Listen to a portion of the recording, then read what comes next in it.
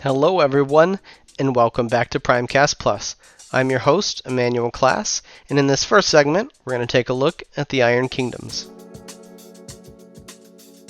This image looks somewhat familiar to veteran players of the IKRPG, as it depicts Turok's palace, which we've seen before. The painting is by Raphael Terrell. Skell is the capital of Crix. This is where the Dragon Father Turok and his Lich Lords reside. Next up we have the Sledge Troll. The old Black Troll was a undead variant of trolls that we wanted to resurrect for Nightmare Empire. It's really terrifying and corruption of the regenerative properties that trolls naturally have. The Blight domain represents clerics in the Church of the Dragonfather who worship Turok as a living god on Cain. Members of the domain access unique abilities by blighting their flesh, but the power of blight compels you. Also, the illustration here isn't just any blighted trollkin. This is the Black Confessor, a character that goes back to the original World Guide. He's a devout priest of the Dragonfather who lives in Blackwater, massacring those he thinks lack adequate faith. I would hate to be on his naughty list. And what you've all been waiting for, the Necro Shark. I mean the Brine Thrall. Brine Thralls are made by necrosurgeons and necrotechs as kind of an active defense of their island home. They're a sort of living minefield that attacks anything foolish enough to get close to their protected shores. Next up, let's get cozy and talk about Adepticon. I am sad that I had to miss this convention. It looked absolutely amazing. Here you can see them getting their pre-game brief. It looks absolutely fantastic. For our War Machine and Hordes Masters, we had the winner Matt McWaters, the War Machine and Hordes Team Tournament, Matt McWaters and Charles Song. Monster Apocalypse 1 Monster Event, Michael Ireland took that one. The Monster Apocalypse 2 Monster Event, Michelle Blight. Monster Apocalypse 3 Monster Event, again, Michael Ireland. And Monster Apocalypse 2 Monster Day 2, Michael Ireland. Sweeps! Warcaster Skirmish, we had Dan Wasmer, and Warcaster Primary, we had Red Adams. The Riot Quest Vanilla Best of 3, Thomas Garble, and Riot Quest 4 FFA, Josh Fletcher. In the War Machine and Hordes event, there were 37 players. Outstanding.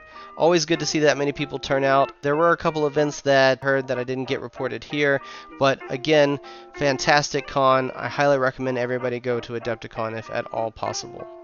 I'd like to end this segment by giving a special shout out to Glitchy Bit Studios for allowing us to use all the fantastic pictures they took for our Primecast Plus spotlight here.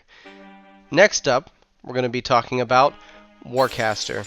One of the things that I'm really excited about is we're going to be doing a community spotlight in this segment, and this project was brought to my attention by another community member on Discord, and they said, hey, check this out, I think it's really fantastic, and they were absolutely right. Jericho Reach by Warbudgies is a project that references back to their YouTube campaign and the story that they're creating.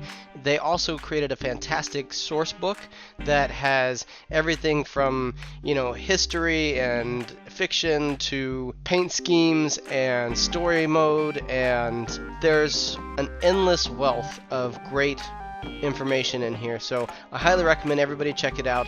I'm going to include the link to this in the original article, the announcement for Primecast Plus, and in the comments, so please check them out. I know, also talking to Warbudgies, that they have an upcoming league that they're about to start that's going to be a global campaign setting that allows everybody out there to participate in Jericho Reach. If you're interested in playing in some Warcaster, organized play, community-driven content, Jericho Reach Global Campaign 2022, I know that he also has a trailer for it out there, so go to his website and check it out. Next up, we're going to talk about the Riot Quest contest that Privateer has been running, the Your Gear Here contest, where we challenge players to create their own gear cards. I'm going to give some shout outs here, not in any particular order. We got Jen Debler, Drew Frisk, Michael A. Johnson, Richie Kramer, Henry Mark, Luck God, Anthony D'Angelo, Brian Wenzy, Luke Pintellaresco, Pat Velota, Tyron Lockhart. I also wanted to give a big shout out to Drew Frisk, put out some blanks for everybody to kind of get things going. And then without further ado, our winner here, we have Jonathan Smith with Little White Flag. We're going to create this as an additional piece of gear that's going to come out with the Pets expansion in addition to what we have with that expansion. So, next up we have War Machine.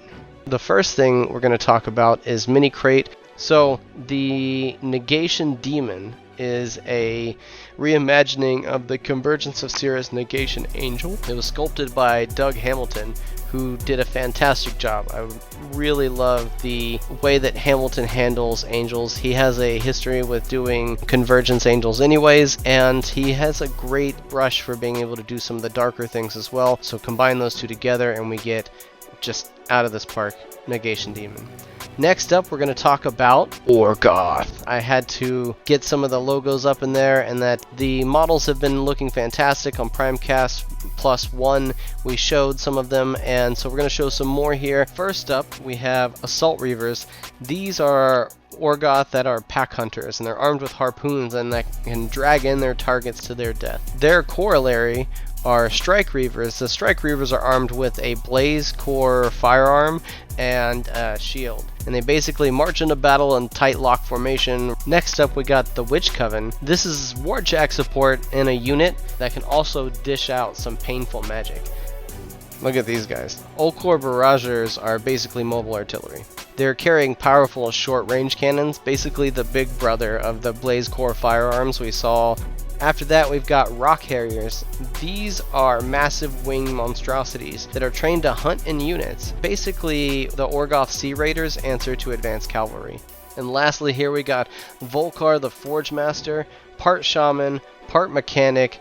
The Volkar Forge Master keeps the Orgoth Warjacks battle ready, while also just being amazing looking. Well, that brings us to our conclusion of Primecast Plus Episode 2. I hope you enjoyed everything we had to show you.